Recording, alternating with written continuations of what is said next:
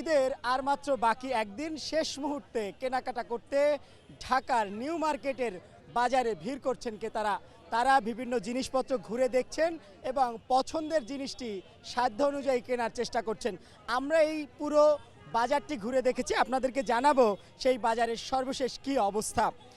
এই new market এলাকায় আসলে মূলত কম দামের মধ্যে, সাশ্রয়ী দামের মধ্যে সব ধরনের পণ্যই পাওয়া যায়, যে কারণে এখানে ভিড় জমে।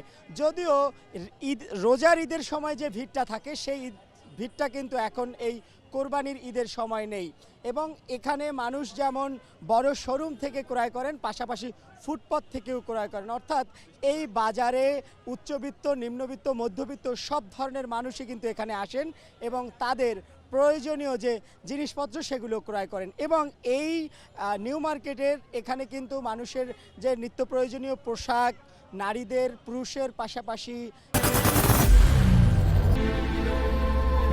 I am Ox. এছাড়াও যে প্রসাধনী সামগ্রী, বাসাবাড়ির যে ক্রোকারিজ সামগ্রী সহ সব ধরনের আইটেমই কিন্তু এখানে পাওয়া যায়। এবারের ঈদে যেমন মেয়েদের পোশাকের মধ্যে থ্রি পিসে সারারা, গারারা এবং পাকিস্তানি যে লেহেঙ্গা রয়েছে, এই লেহেঙ্গাগুলোর পাশাপাশি হীরামান্ডি নামে নতুন একটি পোশাক যুক্ত হয়েছে।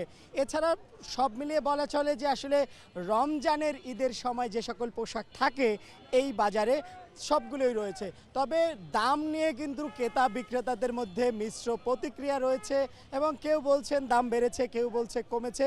তবে একটা বিষয় কিন্তু লক্ষণীয়, আমরা দেখছি যে রমজানের ঈদের সময় যেভাবে ক্রেতাদের উপস্থিতি লক্ষ্য করা যায়, এই কুরবানির ঈদে কিন্তু সেভাবে লক্ষ্য করা যাচ্ছে না। এবং ক্রেতারা বলছেন যে তারা এক ধরনের হতাশার মধ্যে আছেন, কেননা তারা টাকা দিয়ে পণ্য তুলেছেন বিক্রির জন্য, কিন্তু সেভাবে তারা বিক্রি করতে পারছেন না। এবং সেই সঙ্গে যদি জানিয়ে রাখি, এই কোরবানি ঈদকে ঘিরে কিন্তু প্রসাধনীর বাজারেও কিন্তু ভিড় রয়েছে এবং নারীরা তাদের পছন্দের প্রসাধনীটি ক্রয় করছেন এবং সেটি কেনার চেষ্টা করছেন।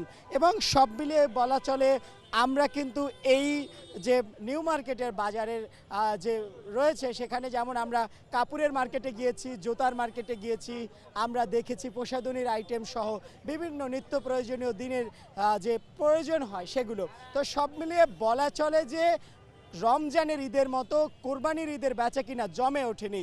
তবে শেষ মুহূর্তে যারা নিজেদের প্রয়োজন জিনিসপত্র সেগুলো তারা ক্রয় করছেন এবং এখান থেকে যার যার মতো করে নিয়ে নিচ্ছেন। এবং সেই সঙ্গে জানিয়ে রাখতে চাই, আজ থেকে কিন্তু পুরো ঢাকা যারা সরকারি চাকরিজীবী রয়েছেন তারা 10 দিনের ছুটিতে চলে গেছেন। অর্থাৎ ঢাকা থেকে যারা ঢাকায় কর্মজীবী আছেন তারা গ্রামে চলে যাচ্ছেন এবং তারা গ্রামে চলে যাওয়ার কারণে ঢাকার এই মার্কেটগুলোতে তেমন একটা ভিড় নেই।